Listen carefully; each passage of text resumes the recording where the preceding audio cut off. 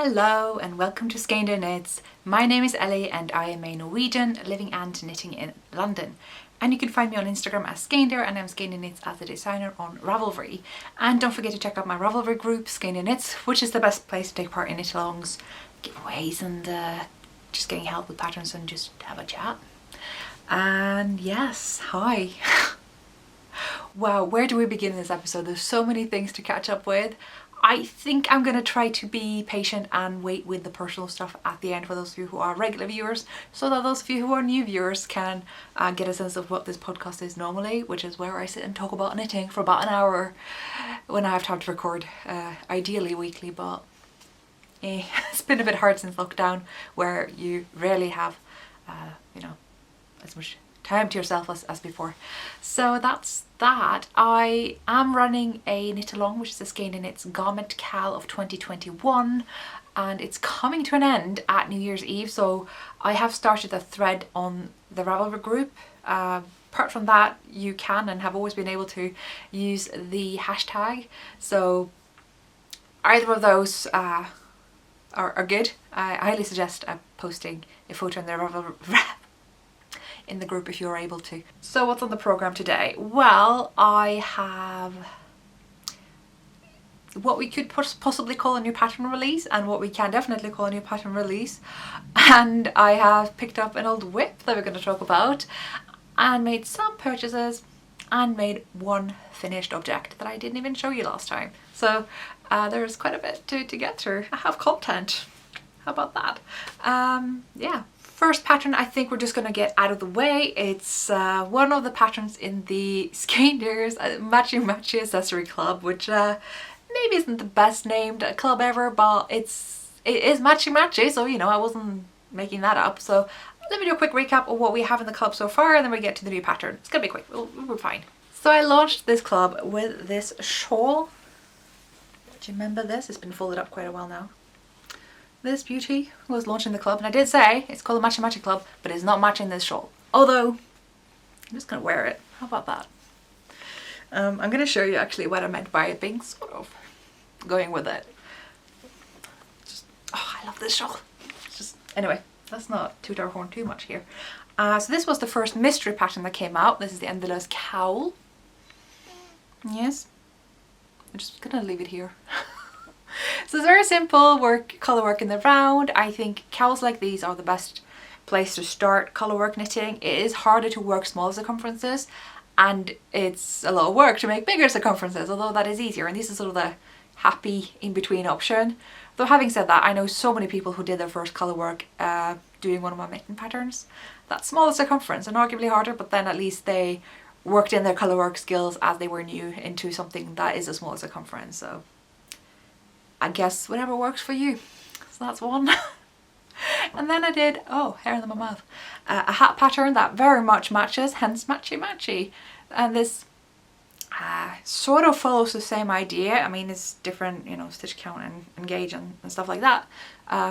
But, you know, working the pattern in the round up until the crown. And then you are decreasing. So it's a good way to learn how to decrease in colour work, although I try to place the decreases so that they aren't in the actual colour work but kind of ends up being between them, creating this kind of star shape. That's the easiest way of doing it. Other patterns will kind of integrate that more, but for this sake I just kind of want to make it a gradual step up. So let me just, you know, should I wear it properly? I guess I should wear it properly. Okay. Gosh, what happened to my bangs? Let's just, yeah, okay. And then there's the new pattern. Do I look ridiculous yet? Anyway, this is the new pattern. This is the Endeløs Knits Matchy Matchy. You see what I mean? You see what I mean? So this is the part that kind of, you know, resembles. You see the flowers here, the eyelet flowers. Did you notice that? Look at that, it's got little flowers, little eyelets here. Do you see it? I thought about this. Does it count if you have to point it out? I'm not sure. So yeah, these little flowers made of the eyelets. Matchy matchy. And you're also using the same type of yarns. These all use yarns like Sandnes Tove, Røma Finul, Navia Duo, all those yarns. This is using Røma Finul as well. So that's pretty cool. The exception to that's going to be in the next pattern for very good reasons that I bet you can't guess what kind of pattern that's going to be, but it is, until then, a mystery. Whew, that was warm. So let's talk a bit about these mitts. Am I going to put them on? I suppose I can put them on. Oh, I've been wearing these so much lately. London got quite cold all of a sudden. We've been down to like 4 degrees, 6 if we're having a good day, maybe 8, but mostly around 4. And I'm like, as soon as it creeps below 5 Celsius, that's when I get a bit, you know, that's when I need something on my hands. And these are great because like you can still use your fingers, but if it gets too cold, I like to do this. Just do this for a bit. But yeah, that's just me. Or I put them in my pockets, but these make such a difference. So we're still dealing with the same old chart. This is the chart that comes from the village of Sourcebook because, I mean, I grew up like 30 miles away from Sourcebook, so that's always going to influence my knitting. It's a very strong sort of knitting heritage in Norway, even if you're from further out than Sourcebook. And I modified it a bit because I liked it better this way. I also introduced a simpler chart to have around both the cuffs and on the palms. These have multiple sizes, so I have charted the different sizes. So you get, what are they, 3? So there's like the bigger chart, the medium chart and the smaller chart. If you find that the kind of 1 inch gap between sizes is too big, you kind of want something in between, then that's when you can like adjust gauge a little bit if you want to. That's just a recommendation for those of you watching the podcast. Yeah, endless mitts. I don't know what else to say really. They are worked in the round, cuff up. There's a bit of a garter around here, I don't know if you can tell, just to kind of mark the transition here. And then you increase for the thumb gusset, a good old thumb gusset. The thumb isn't very advanced here. I didn't, because it's not really a thumb, I didn't put this in the pattern, but you can obviously use my tutorial for the thumbs for Sourcebook mittens that I have on my channel here. But these are quite simple, it's just a bit of ribbon around. Length is very easy to adjust, both the cuffs and the hands. The chart is just a repeat. I'm not even telling you that you have to knit this far, you can knit further. In fact, you could probably just borrow some numbers from one of my mitten patterns and continue this and make them proper mittens. Don't see why not. I would love to try that actually. But anyway, endless mitts, part of the club. If you want to have them, you can join the club. I do have it at a slightly reduced price until the club is over, which should be about after New Year's. So there. That's that. Whew, okay. Let's get to the big part here. I need to not wobble the table where the tripod is resting. Let's not do that. I have a pattern, 2 patterns, that I have been so excited about. These were going to be like my 2 big patterns this year. What happened? I know, regular viewers are like, I feel like we've been here before. Yeah, I genuinely thought these would be done and ready by now, but I also have been doing a PhD that I will get to. I'm not going to mention it yet. Just wait until the end. But they're, you know, it's kind of hard to do both at the same time, although I was knitting a lot on this. I started in the spring and I had 2 of them going, and my test knitters are finished and they're lovely, lovely versions. And yeah, I realized we were getting closer and closer to Christmas, and that was kind of the theme of these patterns. And so I was like, people are not going to have enough time. I also was working with a yarn dyer. I think I'm going to leave it as a bit of a secret into I'll have to liaise with them before I can tell you. But they had some unforeseen circumstances that meant that they didn't have time to give this pattern, you know, all the visibility that kind of is part of when you work with dyers, which I don't often do. And I was really excited that I was going to do that. So what are we doing? Are we waiting until next year? Well, no, I don't want to. And I also feel like that is, I'm sure they don't mind, but I feel personally that would let down my wonderful test knitters who finished in due time and have taken just the most gorgeous photos of the most gorgeous items that they made and really showcased all the ways that you can, I sound like such a saleswoman now, oof, but they really did. They showcased all the ways that you can vary these patterns. Right, so what are they and what are we going to do about it? Which order are we going to do this? I'm going to show you first and then I'll tell you. Every year comes around, I think, oh, I wish I designed a Christmas jumper. But you don't really knit a lot of Christmas stuff in the rest of the year, so you have to do that if you're gonna have it ready for Christmas, and I just never have. And I was like, okay, this time we're planning early, and I'm really, really, really pleased with this design. So this is where it's at so far with the pullover. Right. It is Christmas, and it's very much my style. You can see I went with my kind of typical length, but the length is infinite. You could probably do a dress of it because the charts just continue and continue. So I mean, the yarn I'm knitting from is kind of pulling out, but we're trying to show off this in the best possible way that I can. Without sleeves, sadly.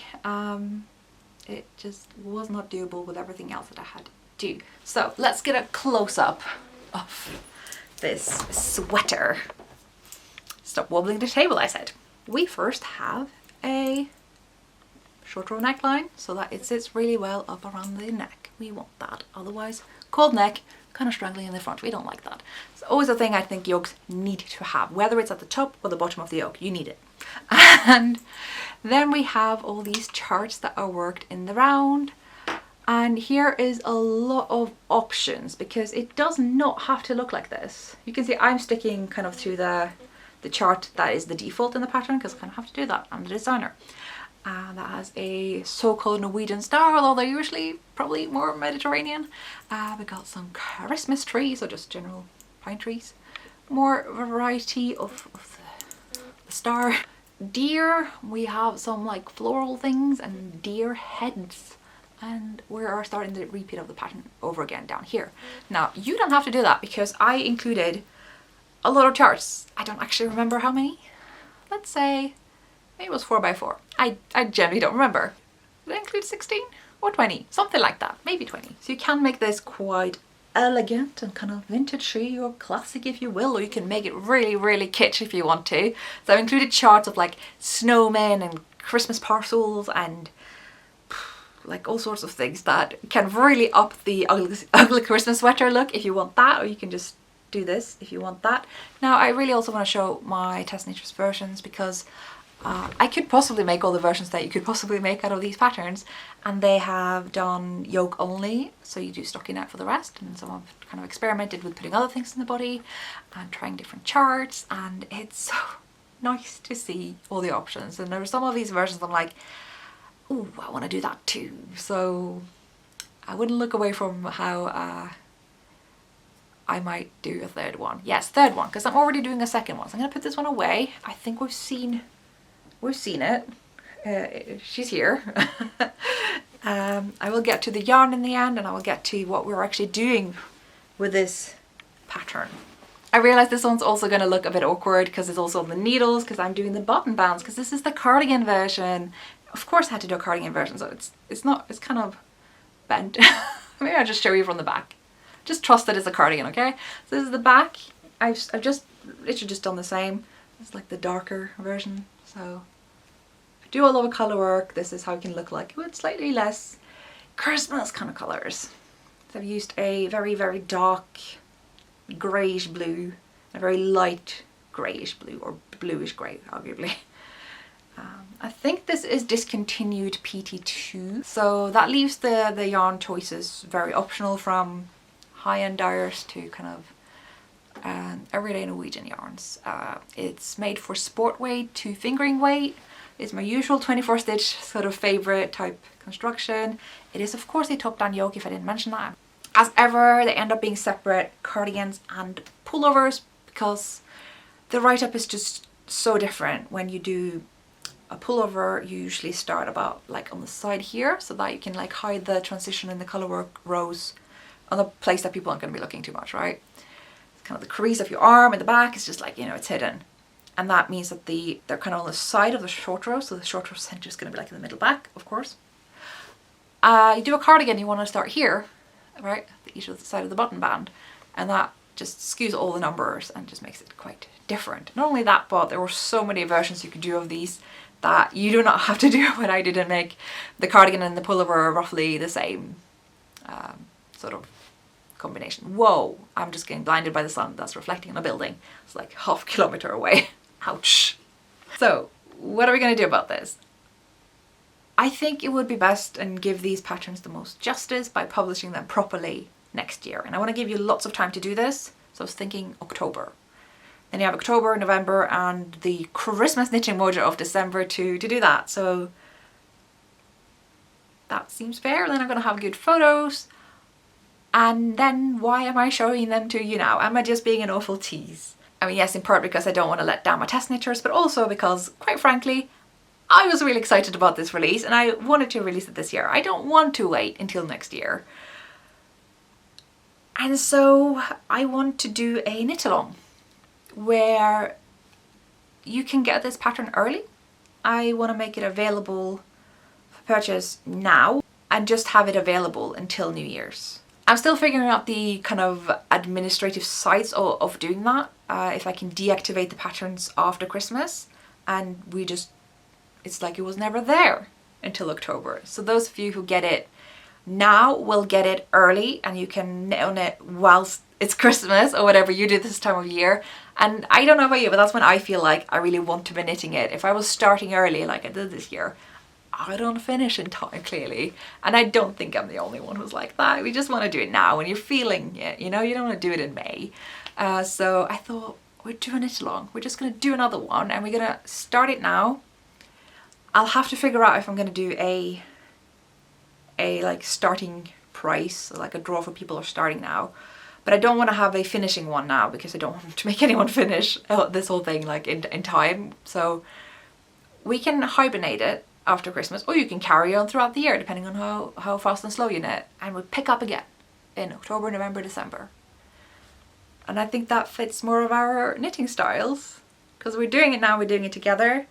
I will create, you know, hashtags, place in a group for those of you who can be on there, and just start something. And I think what I'm really excited about this is that unlike most of my patterns that I've already made and already released, I get to knit this one with you.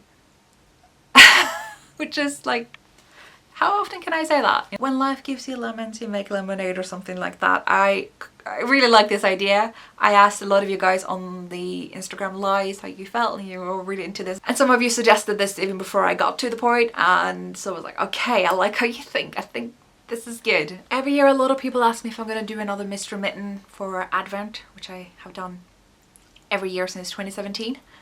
And I often say, you know, that will depend if I have a good idea and if I have the time to do it, and this year I just didn't. When this idea came to me, both in my mind and thanks to many friends and you guys, I was like, that is so much cooler than a mystery mitten along. And I did even think about, hey, maybe we should make this into a mystery knit along. How cool would that be? But then I do want to give you the chance to pick and mix from the charts already now. And so I couldn't really be holding back the charts if I was going to do that.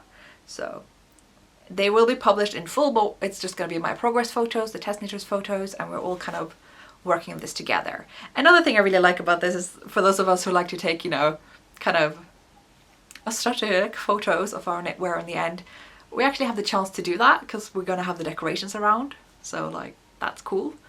Be it a progress photo or a finished photo, either way. So that, I think, is everything I had to say. Do we have any questions? The cardigan is steeked, as usual. We'll include the usual links and explanations. We can support each other and all that stuff. The length is easily adjustable, and yeah, you can experiment with mixing up the charts or just skipping the charts entirely for the stockinette body and sleeves. I feel like I've forgotten something, but I think maybe that's it. And yeah, I'll be putting relevant links below, any relevant information on screen, because I just haven't thought about it yet, because I really have to record this in time before the sun sets, and it's literally right there right now. So oof, this time of year is rough for recording, and I'm glad I'm not doing this in Norway, where I am going in about a week and a half. So yeah, hopefully I get around to do that, but I doubt it because I'm gonna be staying with my nephew and I'm so excited. But anyway, I say this now, I won't be saying that when I'm trying to get some sleep at night. But so now that I've covered all this stuff and, you know, plugged my own patterns as per usual, I have knitted someone else's stuff as well, which I do love doing and I'll never tire of that. I was thinking of trying to push through with some gift knitting, even though I don't really have time for that this year. I do also have some yarn leftovers that I thought that is too good to go to waste. So yes, it did start with me kind of thinking, maybe I should make my friends some hats.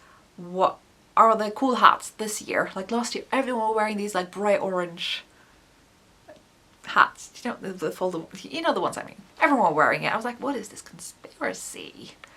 In fact, I'd actually recorded every person who walked by our flat wearing those hats and was going to make it into a montage of like this conspiracy thing, and I thought it was really fun in my head.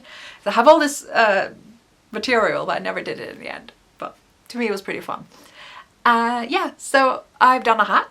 This is the Porty hat by Isolde Teague, and it is brilliant. I'm going to show you first. So this is the hat, and it's cool for a number of reasons. It is worked top down. First of all, so you cast on here, and it's a really cool casting method. I'd be sure to use more, because it's kind of like, you know, when you have finished a hat bottom up and you put all your final stitches on yarn and you pull them through the stitches, right? You pull the yarn through the stitches. This starts out that way. These stitches here that I started with, the yarn is already pulled through as the cast on. Yeah, and then you start increasing quite a bit, and then regularly, as you would do if you were decreasing, except it's the other way around. It's an any yarn, any gauge, any needle size kind of pattern. Just pick whatever yarn you have, make sure you have roughly enough, find the needle that you think is going to be good for the yarn, and just knit until you've got here. Get a sense of how many knit stitches that you have compared to a table in the pattern, and that is where you find how much you need to increase fully until you're just working around until you have, I don't know, either knitted up your skein or just reached the desired length that's given in the pattern. Hope that's not giving away too much. I thought that was brilliant. I do wonder though if this hat is still a little bit on the smaller side. This is the largest size, and I happen to have the head circumference of that. I think I might be 1 inch less, but that's not a whole lot different. And it does fit me. And I do think it would fit someone with a slightly bigger head, but it's very snug. And I think maybe that's just because I chose a very small needle size for what this yarn is. This is the Gilead yarn by Derivative Natura. So sometimes labeled DK, I would argue, is worsted leaning on Aran, but that's just me. So I did choose quite a small needle size for that, and that might be part of the reason. But isn't this like what all the cool kids like these days, these sort of hats, right? I think that's gonna go down well. My hair is too goddamn smooth to like keep this hat down. So yeah, I really want to do another one. Honestly, I feel like these are just so easy to bring around and carry, and if you are a little bit fed up with socks the way I am, I'm not fed up with socks. I like socks to have a lot of things in them, and then that's not stuck in a socks, and then I just end up not doing that, and I'm just, yeah, having a hat around, it's really good. So that's one finished object that I both started and finished since the last episode. And yeah, it does recommend you can do a tubular bind off, which would probably look nicer than this kind of sort of flared bind off that I like to do. It looks super weird this way, but when you wear it, you really can't tell, and I like this method. It's very elastic. I like it. It's good. Highly recommend this pattern. Very good to have on the go, like I said. It's brilliant, honestly. Top down hats. I don't know why we don't do this more. It makes so much more sense because you want to use up all your yarn, but you also don't want to use it up before you have decrease for the crown. Doing it the other way around kind of just helps with that. I've also picked up a work in progress that we haven't seen in quite some time. It's been one of those things that's been standing right there on the shelf across the room, just looking at me like, you want to work on me. I am stuck in it. I am simple. I don't challenge you. I work even when your brain is lit. And I thought, yes, I know. But with the whole PhD thing and pressing designs of mine, it wasn't so much of a priority. But after I got the idea of doing the design as a knit along, I kind of could relax a bit. I'm like, you know, let's just knit someone else's design. That's gonna be nice. Just follow some other instructions for a change. And I picked up the Markley sweater pullover, if you will, by Elizabeth Dorothy. I love her designs because she's got this eye to detail. Oh, it's so nice. Like nothing is left to, you know, any accident, whatever. I'm getting ahead of myself. Let me show you. And the reason I am the most excited about this pullover is the color. Oh, you know if you've seen this before, but pretending that you haven't. Now, silly me, has just started to pick up with a neckline, which means there's a needle attached, even though there really didn't need to be. There we go. Okay. This is dyed by Lola Bean Yarn Company over in America. I am so excited about this color, and I hope I don't have to explain why. If you've watched this podcast for a while, you know that this is just my go-to. And when you have a, you know, hand-dyed yarn on these like very, you know, superwash merino takes to dye really, really well.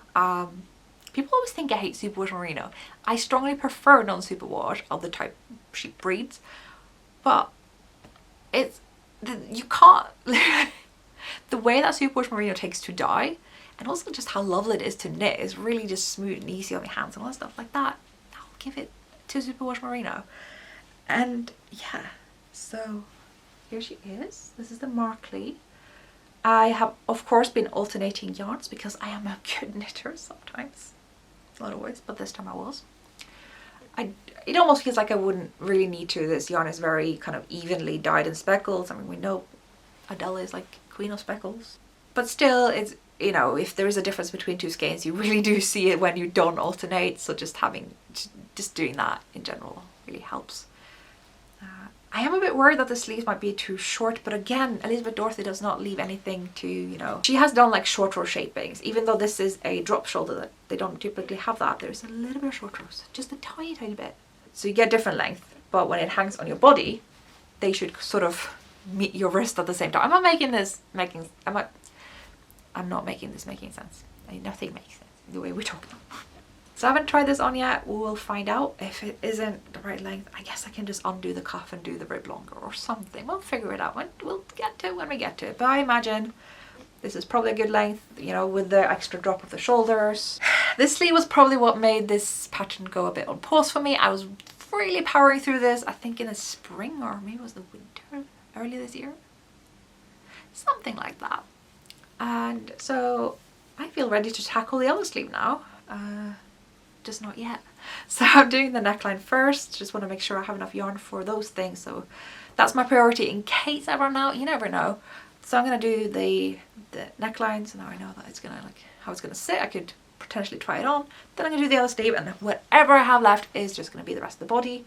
That's why I tend to always have like all ends of a top down garment on the needles at the same time, because I like that kind of chaos. That's how I do things. Yeah, it's just how I do things. So here we are. That's that. Oh, there's just so much I could say, and there's so much I don't remember. Like there was this really cool like slip stitch pattern happening in the body that's like changing. It's sort of going forwards from. I shouldn't try to explain a pattern I haven't worked on for eons, because all I've done since whenever I cast it on is just this part of the sleeve here. So half of Sleeve Island is done. Just kind of wanted to give this a bit of attention again, because this color makes me very happy. There's a few projects, I mean all of my projects arguably make me feel very excited about potentially having the actual item one day, but clearly not enough for me to actually work on them. That's why I have over 50 and I keep starting new things. But this is one of those things I'm like, yes, ooh, I can't wait until I have this. I was also reminded that was very much how I felt about the KAL shawl, because Kristen at Woolenbein just cast it on, I think, and I cast mine on probably some years ago, and I'm just so excited about having it one day. That excitement should probably motivate me to pick that one up as well. But I have a way of losing steam with shawls. I don't really have that with garments. Like as long as the garment in progress fits me or someone, which it usually does, I don't lose steam. But I lose steam with shawls. So that was Markley. The yarn I used, like I said, was superwash merino. I can't for the life of me remember what the base is called. There's been something, but it's, yeah, superwash merino in fingering weight, and it is plied, so it's not the single ply. This was an exclusive colorway that was done for the Stephen and Penelope shop. It's how I got my mitts on it in Europe, because getting stuff from overseas is, with the import tax and everything, it's hard. So I don't know if you can actually get this anymore. Fingers crossed. But yeah, I then have only left to talk about my purchases and personal stuff. Before I get into that, let me just shout out my own Vlogmas. I'm doing Vlogmas. Did you know?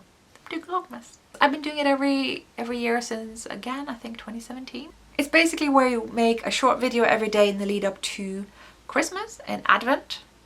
So it's like a Christmas calendar, you know, 24 episodes. And I am trying to put very little pressure on myself to do those. So knitting wise, they don't really, if you're only here for the knitting and not my personal life, that's probably not really, you know, for you. But for people who have been following me for a while, they think it's pretty, I guess they like it because they're watching it. So purchases, right. This kind of started quite innocently, okay? I just wanted some measuring tapes and they have some pretty affordable ones at Wild and Woolly in London. So I thought, well, I'm ordering. I mean, and why am I ordering? It's literally up the road. But anyway, I decided to also maybe get some books, you know, just see what the latest is. Like, given with COVID and everything, I just don't walk into yarn shops the way I used to. So I normally do that and see on display, these are the latest books, and I found 3 that I really wanted, and so treated myself and my little business. Just a reminder to everyone who feels like people on knitting podcasts just like have a lot of like buy a lot of things. Like, I could never do that. I always want to remind people I run a business. I can put those off on my taxes. I can, you know, it's not, please don't compare yourself to that. Just side note. But yeah, also like a Christmas present to me. And that is first out, knit hats by Woolly Wormhead. I really like Woolly Wormhead. I think she's really cool and good and has a very interesting hat pattern. So if you ever think, oh, hats, well, hats are just hats,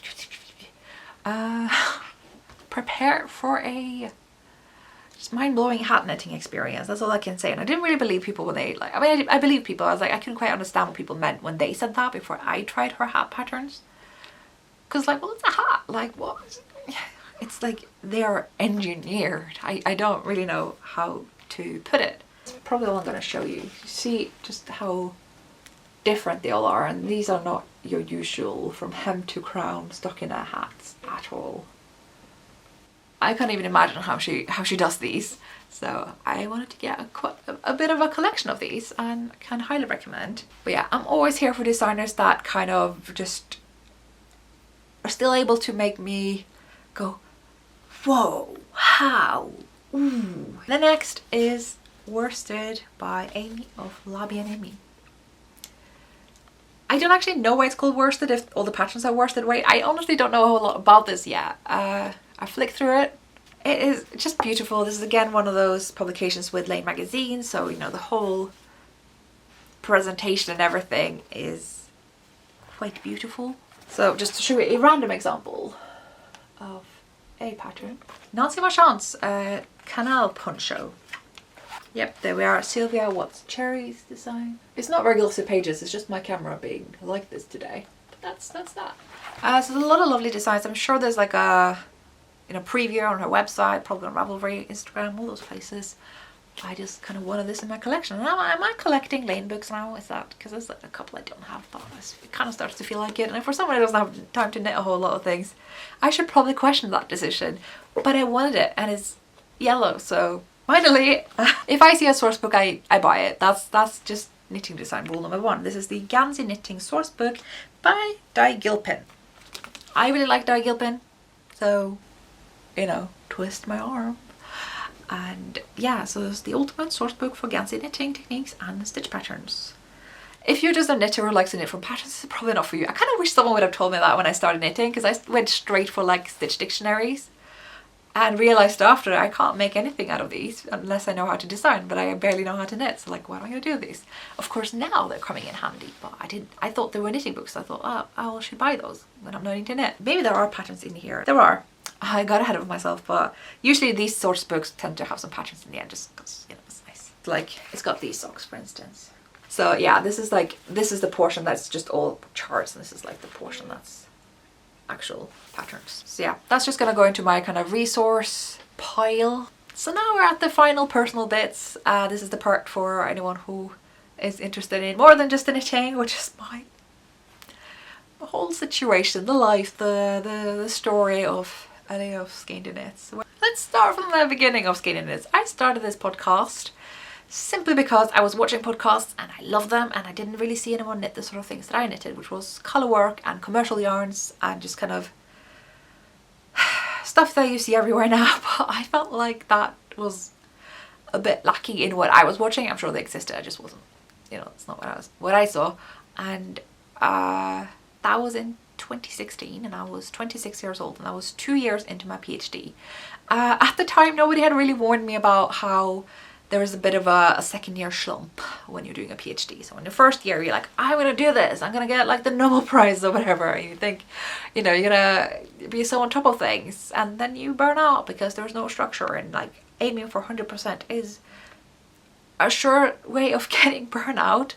And you know, I also had some trials and tribulations in 2015 and 16 and 17 for various different reasons and various different sources, but it piled up and I was exhausted, and just having this podcast at that time was like the light of my life. It was the like thing that was driving me, and that's what I was looking forward to, and got me through that big kind of dead period between kind of my year after my first year until 2019, 2020, honestly, where I had such a hard time even looking at my PhD. It was like this blank page. I was just looking, I was supposed to write and like get over my imposter syndrome that I'm not good enough to do this. And I, you know, I'm self-funded through student loans that I'm like in massive debt right now. And the other people have master's degree and research experience, and here I am coming in thinking, you know, who am I to be here? And I was the youngest one in my year too. All these things that are nonsense, but you know, still bothered me and still bothers me. And so personal stuff happens and brain goes, no, that thing you had with memory and attention and executive functioning, we're not doing that anymore. Oh, you need those to do the PhD, do you? Well, so that was hard.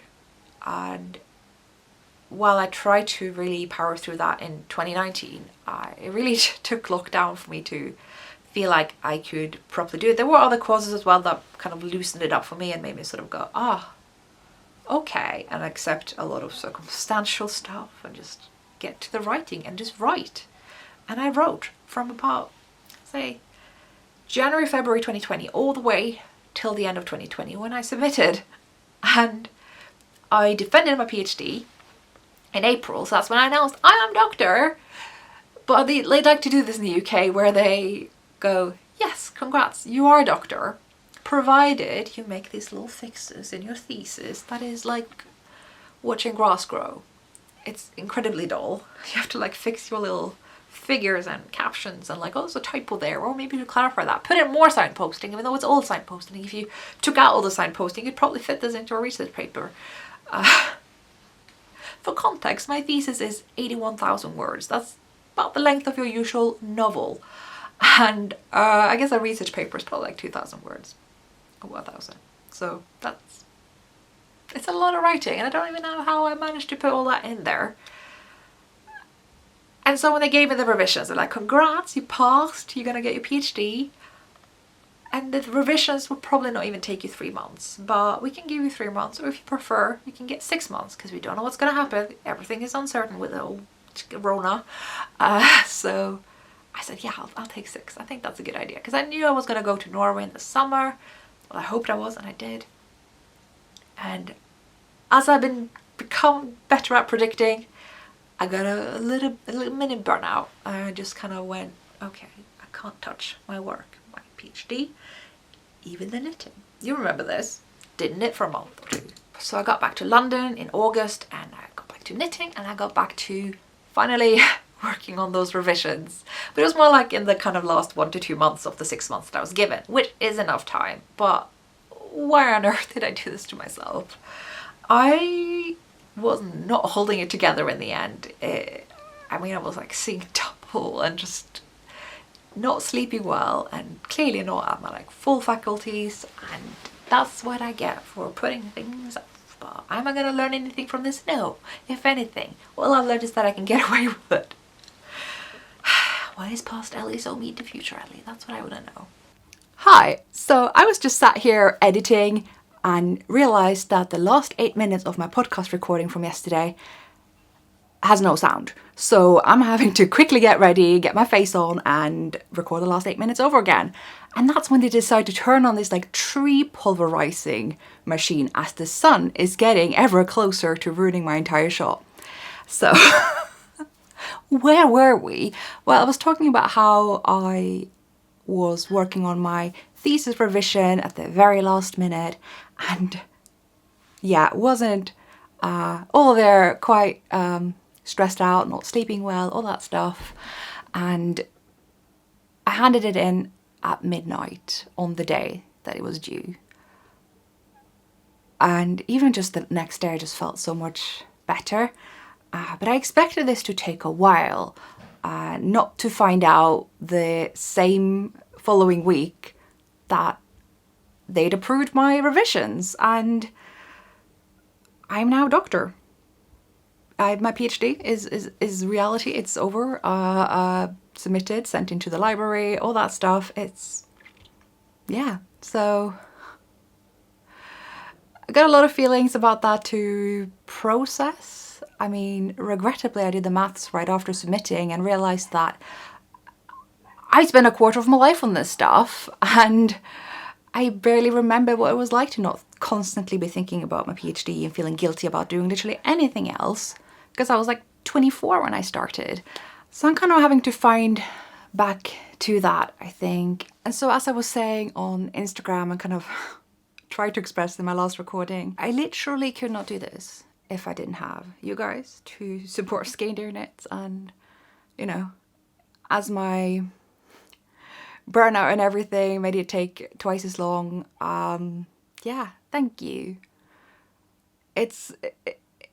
Yeah, it's kind of weird that it's come to an end. I am definitely looking forward to being able to experience the holidays without this being constantly on my mind. That's going to be great. And it's really weird to be sitting here even making this announcement, because there were several times during these past few years that I was sure that I just was gonna have to sit here at some point and say I didn't do it, I didn't finish. And I felt that especially when I got really nice comments that genuinely believed that I would finish and like talk to me as though that of course that was gonna happen. I was like, oh, you don't know, oh no. That's like how deep it got at several points, where this like, you know, externally it looks great, like she's on a PhD program, and then I know that like I did not even handle this work for however long. And yeah, I think that's all I got to say. Weirdly enough, there was just nothing to add. There's nothing what's coming next. It's just, I don't know what's coming next. I know I'm going to have to take a job at university after New Year's to do some teaching, to kind of just pay the bills a bit. Things, you know, are quite rough during these strange times that we're all in. So hopefully that's still an option. I think I'm going to wrap up this episode. I really don't know what I spent 8 minutes talking about in the first recording. I guess we'll never know. But I do want to say a heartfelt thank you so much for watching. Thanks to everyone who has subscribed to my newsletter. I always forget to mention the newsletter. Is as ever the best way to keep in touch with, you know, the Skeindeer shenanigans, regardless of what all these other platforms like YouTube and Ravelry and Instagram and whatever decide to do. You know, they give us a tool one way to get us out there, and the next moment they take it away, and we don't know what happened to either party, right? So newsletters are the best way to support, you know, your favorite small crafty businesses. I don't tend to email people too much, by the way. It's like twice a month at most, probably once a month, if not less. Do carry on watching me on Vlogmas. I don't know if I'm gonna have time to record once more before New Year's, given how I will be around a baby who just wants attention all the time. I really truly hope you wanna join along on the Christmas sweater KAL, in lack of better names. It's gonna be a lot of fun. I really look forward to be able to knit together with you guys. Oh, I remember one last thing that I did say in my initial recording. I was sort of talking a little bit about future plans with Skeindeer Knits and some of the things that I actually do want to do. The newsletter is definitely a big part of it, but I also know that I want to have my own website, and this has been on my mind for years, and it certainly got sped up in here when you know, several of the platforms I've relied on let many of us down for many reasons, and I have a lot of nice ideas for that. Like, I know a lot of people are just relying on apps these days and like, what are websites even? But I'm kind of a believer in the good old, you know, website with a menu where you can actually find information. And I just look forward to even just having that to say, you know, people ask me a question that I've answered before. It's like, I have a blog post about that, and just, you know, that I think is going to be really good. Just like I have a list of like, here are my favorite yarns for those sorts of things. The sun is so close now. I'm gonna have to hurry up. So I think, yeah, a website with a shop and a blog and resources, useful tutorials so you can find out how to solve things. I've also been wanting to put in more content in my patterns. Now I feel very confident that my patterns are complete and accurate. I have a very good bunch of test knitters and a tech editor, and it's great. But I also know that whilst a lot of knitters prefer, you know, clear and concise patterns, such as myself and most of us, because we don't want to sit and read when we are knitting. We want to knit and just get the instructions simply.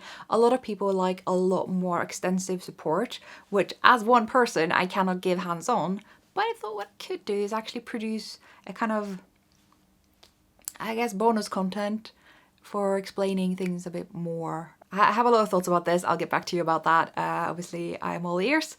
I am entertaining the idea of translating my patterns into Norwegian. Some of them I have, but it generally hasn't really been worth my very limited time to put into this business, because Norwegians are very good with using, saying, speaking, reading English. And so that's just not really been a priority, because like, yeah, a lot of Norwegians don't have very much confidence in their English, but I find that in pretty much every instance, no matter how bad they think they are at it, they are actually more than skilled enough to understand a English language knitting pattern, and are often, I mean, I've found this 100% of the cases, really pleased with how clear those English language patterns are. They expect them to be very difficult to follow and not actually contain all the information that they need, because sometimes like the more sort of classic Norwegian patterns don't always do that, because they have a lot of assumed knowledge, because that was, you know, shared knowledge. And so I find that the people who are the most nervous about following English language patterns from Norway are actually the ones who are most pleased to find when they actually can do that. So I was sort of almost for their sake not translated as well, because I think, oh, you just want to explore this world of English language patterns. And I do think the English knitting language is actually clearer and better and so on than the Norwegian knitting language that doesn't even have all the abbreviations. But having said that, I get so many Norwegian knitters that kind of like, oh, you're going to translate this soon, and I'm like, I don't have time, and like, you can follow the English one. It's like, I guess I'm now thinking that I should probably, instead of being this like, you know, bullying you into following English language patterns, I am actually considering doing that now that there is more time to spend on such endeavors. In terms of video content, I had so many ideas, and I did actually start recording them, but I have found that they are very difficult to do consistently, because there's just so many noise factors in my area. Even though it's a very quiet area, we had a lot of difficulties with some neighbours who insist on having very loud dogs, or there's the freaking leaf blower, and then there's the fact that, you know, there are more people living here and working from home as well, and then it's more difficult to plan for than I initially thought when I actually had the whole working day at home to myself back when, and the vibe of the neighbourhood was different, but I'm still thinking about that. So there's just so many cool ideas that I have. I'm definitely looking more into, yeah, spicing up the old patterns. As much as I think they are very good, I think, you know, a lot of them could benefit from a facelift. And yeah, this is all done in a very strange order to my previous recording, but that's where we're at. In terms of the actual like psychology career of mine, I actually don't know. I'm gonna just dabble with teaching for now, and then I'll probably find out as I talk to people and have a bit more of a think about it.